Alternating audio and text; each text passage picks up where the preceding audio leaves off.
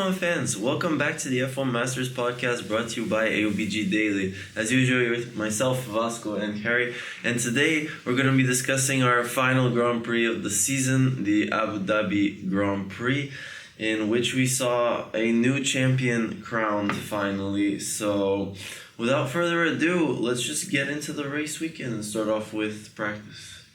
There were many young drivers in FP1 which took part, including Shields, Crawford, Browning, Iwasa, Leclerc Jr., Lindblad, O'Ward, Aaron and Hirokawa.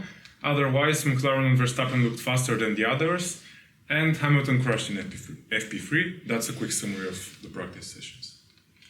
For the qualifying session, we had another Q1 exit for Lewis Hamilton, which became a bit concerning, even though his race was not that bad. I think so we discussed it in some of the previous episodes, but I think he got pretty tired, pretty annoyed with everything that happened, and actually the last 5, 6, 7 races of the season, he was so unenthusiastic, and it felt like he cannot wait for this season to end. Yeah, it was disappointing to see him out in Q1 yet again. Kimi Antonelli also surprisingly struggled in qualifying, only managing P14, which I was very surprised about, considering how good Mercedes seemed to be in the past few races.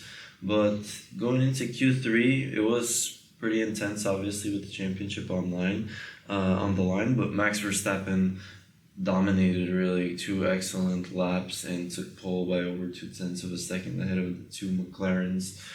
And yeah, George Russell, I thought that he had a big chance at getting involved in the fight.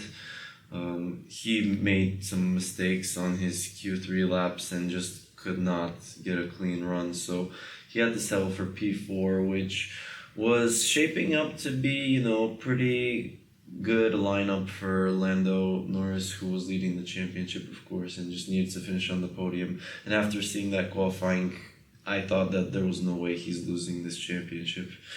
And that's how it turned out to be, really, as he did finish on the podium. Max Verstappen won, Oscar Piastri second, and Lando Norris finished P3, crowning himself as champion by just 2 points, which is actually the closest gap in the modern point system. Well, that's what he needed, actually.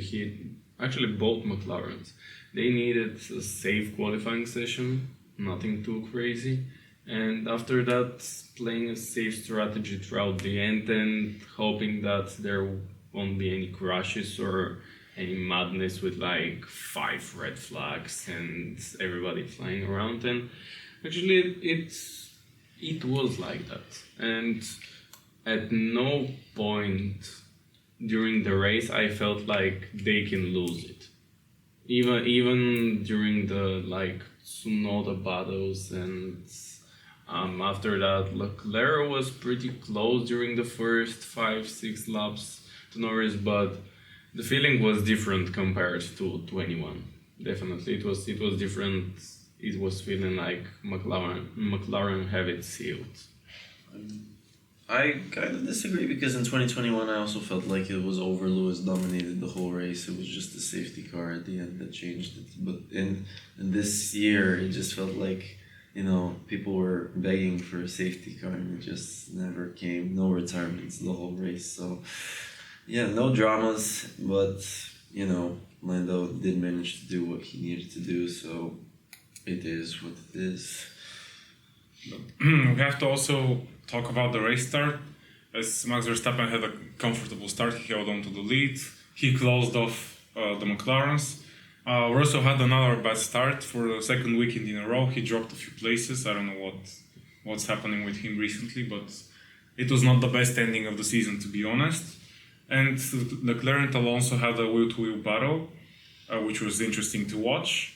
And also later on in lap 1, Piastri overtook Norris, which was pretty good overtake, I would say, around the outside. It was great to watch, as not that much happened on lap 1. And actually Charles Leclerc started to get close to Lando Norris later, the next few laps, which was unexpected, because we know that the McLaren is faster than the Ferrari usually. Yeah, I was quite surprised. Norris seemed very, I don't know, very nervous, I guess, maybe in these first few laps. Oscar Piastri, the way he just went around the outside against his teammate, who's the championship leader, I was quite impressed that he managed to pull off the move, and the fact that he did go for the move, I was really happy to see, because I was worried that he was really going to act like a rear gunner for him the whole race. But no, instantly he was on the move, as he knew he needed to win the race if he wanted to have any chance of winning the championship. And yeah, Norris looked off the pace. Leclerc was in his DRS. I was kind of actually anticipating Charles potentially going for a move, but he just couldn't get close enough, and then the tires started going off. And we know that the McLaren is much better on its tires than any other car on the grid, so it was really hopeless after that for Charles. I was also surprised by the relatively poor start by Lando Norris. And actually, I think if that McLaren was just a little bit slower on these straights, because throughout the whole season their speed on the straights have been immense, I think that there would have been some possibility for Charles to catch him, or at least get as close to him as possible to try and overtake him, but that never happened. And after that, actually the strategy was like Norris pitted first from the McLarens, and Piastri was on a different strategy. But I think for him, first he had to be aggressive in his driving, and after that he had to like have a bit of an alternative strategy, because like following, if both McLarens follow the same strategy, then there would have been no possibility for Piastri to actually even have some shot at the title. And that's what actually happened, as you said, alternative strategies.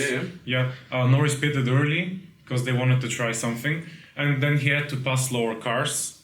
Well, he was covering Leclerc, who pit the lap before him, so he doesn't undercut him. Yeah, and then we had the already mentioned moment with Yuki Tsunoda, where Yuki tried his best to defend. He was weaving around the straight kind of, and then Lando passed him like a little bit outside the track, but it was because like Yuki had already moved to the left, and Lando had no choice but to go Yuki closed. Yeah. Yuki closed the gap, but that defending was abysmal. Like compared to Sergio Perez, let's say. Well, it would have been nice to keep him, I don't know, behind for at least one lap, for at least one whole lap. But it seemed like he made all the wrong decisions, and I think that is a great summary of his overall Red Bull career. And I don't want to blame him, because he was put there only after 3 races. 2 races. Yeah, 3 races into the season. He was put into the car, and he did not have any testing with the team, and he's next to like one of the F1's best ever, and he didn't really know the car. But at the same time, like you have one of the fastest cars on the grid. You have to at least be there in top 10, in top 8 every week. And for everybody that is like, oh, but this car is made for Max Verstappen's driving style, I don't think that this is an excuse for you to constantly finish, to be out in Q1 and constantly finish 15th. I think this is just an excuse. Yeah, as we saw in Qatar, for example, he had a good sprint qualifying. He was ahead of Max, so it is possible to somehow, actually manage to perform with this second Red Bull car, but it hasn't happened so often in the recent years. Well, I think that the car is made for Max's 4 previous Red Bull second drivers, or 5 previous Red Bull second drivers have proven at this point. But Yuki Tsunoda, unfortunately, in my opinion, the unlucky one to be put in this Red Bull seat for the majority of the season, when it should have been Liam Lawson. And had Liam Lawson stayed in that seat for the whole year, he would no longer be in F1 rather than Yuki Tsunoda. But it is what it is. Now Isaac Hadjar is the next one to be doomed. So let's stay tuned for this. for Lawson, he won't be in the sport like in a year probably. Depends, yeah, maybe if he doesn't perform. I don't think that he would be getting anywhere. Like I don't know whether his contract is for another year or two at RB, but like he is. I don't think that he would be really appealing to any of the teams. And for RB, the moment that they find the next young driver that is promising, or at least a bit promising, they'll change him. So I think it is just inevitable to see Lawson out of the sport as well. Well, depends really. I mean, they're getting Arvid Lindblad next season, who, in my opinion, hasn't been the craziest rookie I've ever seen in my life, at least in F2. So I think if he just beats him, that's honestly the bare minimum he needs to do to keep his seat, and I think that's very possible. I think he's shown a lot of races this season, good race pace, good tire management. He collected a good amount of points, so I don't think there's not much to worry about for him, honestly. Yeah, but maybe, like as Vasco said, there are young up-and-coming drivers who have to be considered by the Red Bull Academy, so we'll see. Yes, it depends how eager are Red Bull to put a young and upcoming driver. It will be interesting to watch the next Formula 2 season, so yeah, we'll see. But we'll see, yeah. Actually, shout out to Ferrari for the last weekend. They actually had not the worst weekend, because even though Hamilton was out in Q1, he somehow managed to finish 8th, and also Leclerc had a great pace, and he managed to capitalize on like the poor start of George Russell. He managed to fight with Alonso and win that fight actually, and in one very, very dark season for the team, it was seen that the talent is definitely there, but the car was not on pace throughout the whole season, and they will need to change that. Yeah, actually, Lewis Hamilton showed some good driving, finally. He did some actually great overtakes. He had a double overtake at one point, which was good to watch. Finally, something interesting from his side this season. Let's see if Ferrari deliver a better car and he can actually get a podium next year.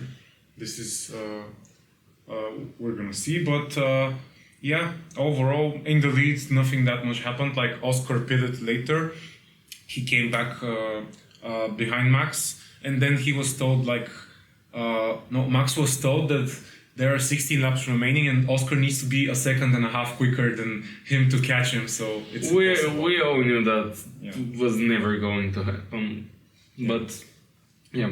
Another thing, poor race we already said for Tsunoda, who was 14th, but also for Kimi Antonelli, also for Williams and for RB. Yeah. But at the end of the season, even though like Aston Martin took double points, and I think this has been one of the rare occasions that both Aston Martin have taken points during this season, but that was still not enough. And in the final standings, RB managed to snatch 6th place with 92 points. After that, Aston Martin. After that, we had Haas, and after that, even though they had a podium during the season, very, very unexpected podium, Kik Sauber managed to finish 9th, and after that, Alpine, they have been nowhere, like even close to the teams in front of them, like after the summer break. Yeah, I think Alpine pretty much just gave up at a point, but I can't believe Sauber had a podium and have 70 points and they still finished 9th. The competition was very high this year in the midfield, so honestly all of the teams I think had really impressive moments. Except Alpine. Yeah, I mean... They had like a 6th place, that was their highlight. Yeah, Pierre Gasly tried his best. Yeah. Couldn't do much more than that. But yeah, in the end, also in the drivers, as we mentioned, Lando beat Max by 2 points. Oscar was a further 11 points behind Max.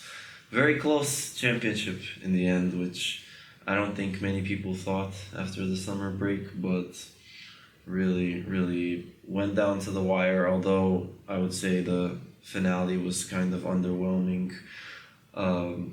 It ended up being very close and much closer than anyone expected. So I think overall we can be satisfied with the season that we've watched. Definitely one of the better seasons that we have watched in the probably after that 2010-2012 era when people were spoiled for good seasons.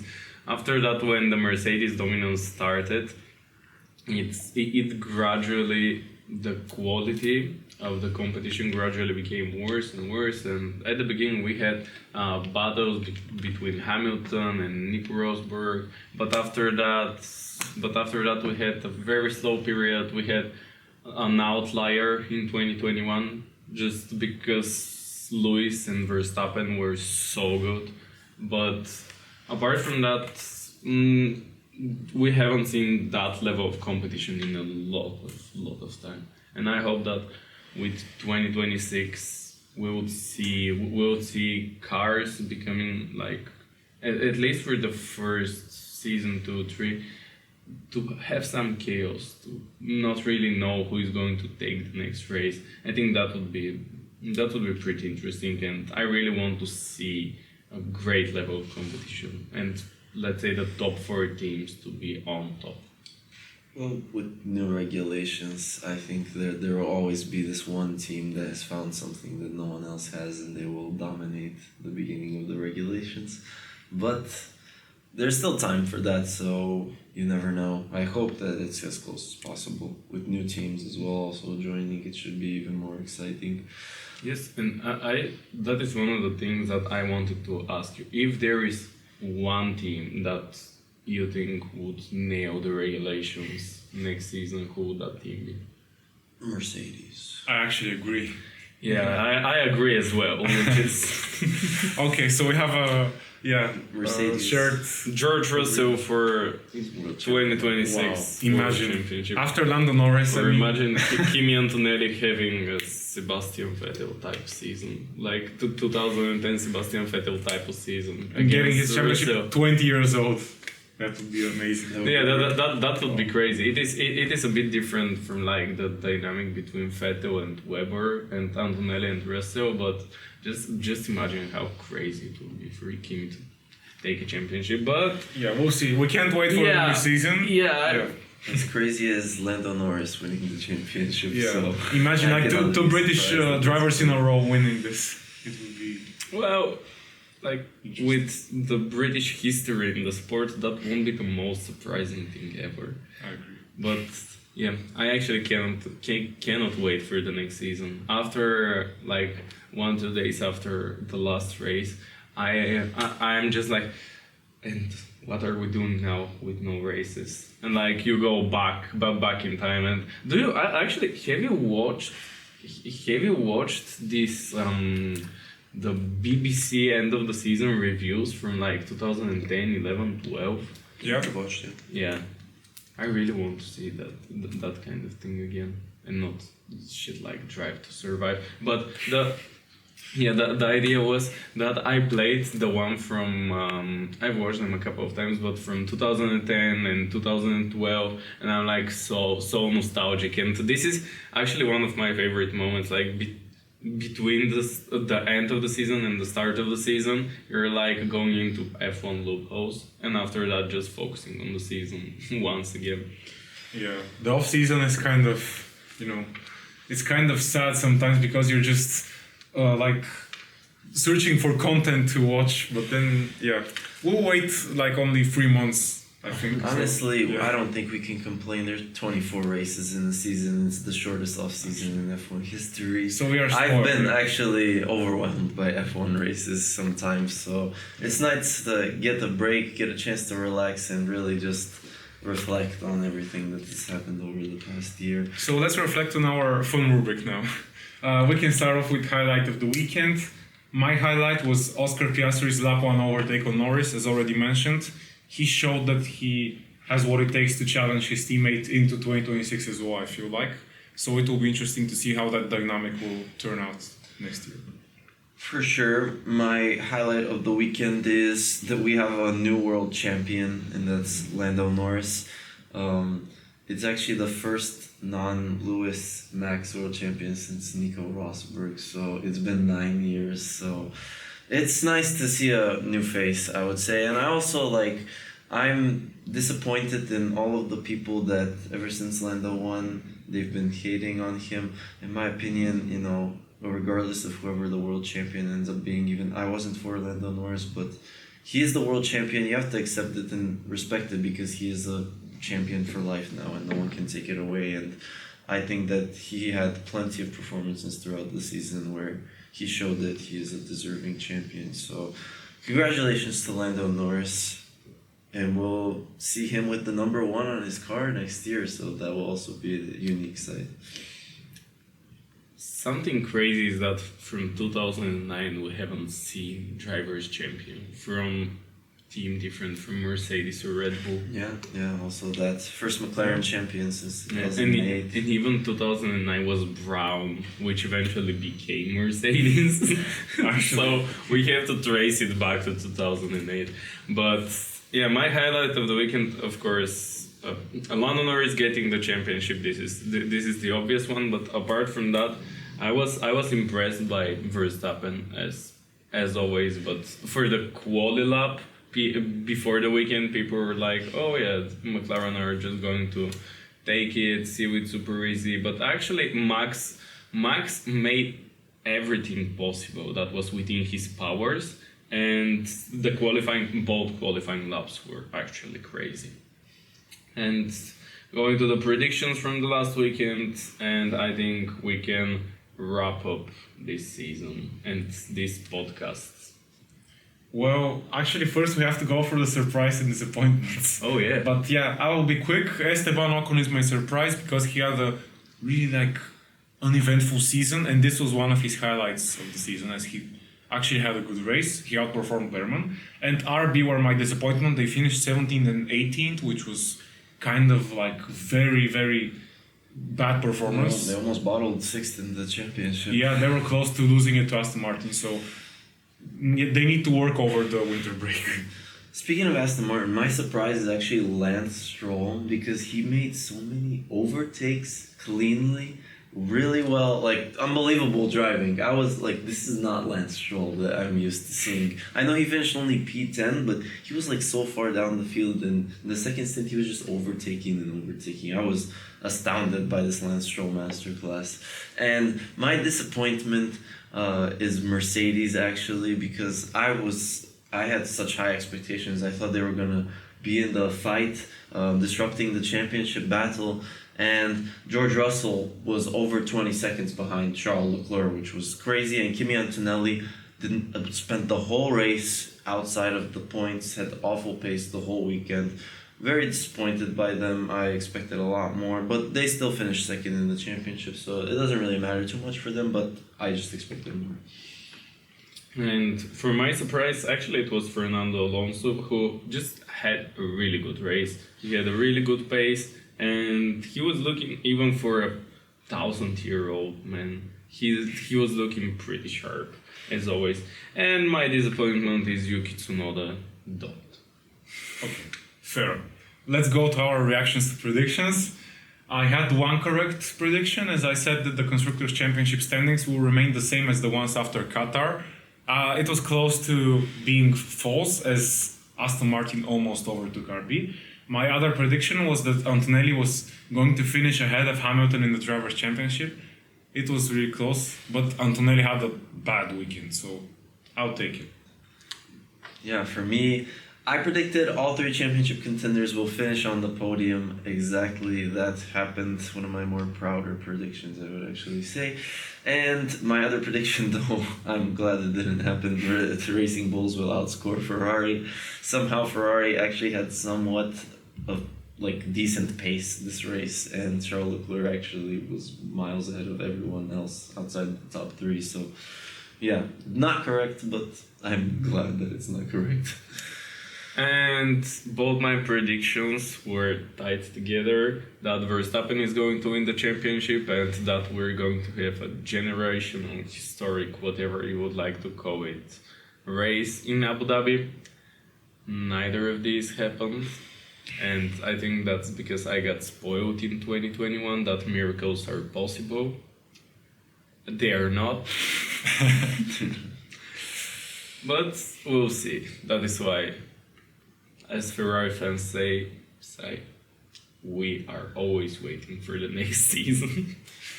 And yeah, we're going to wrap up this season and this episode. This is all for today from us. We're looking forward to the next episode. Till then, like, subscribe, and follow us on AUBG Daily on Instagram and Facebook. And stay tuned for more of our content. Thank you, and remember, If you no longer go for a gap that exists, You're no longer a racing driver.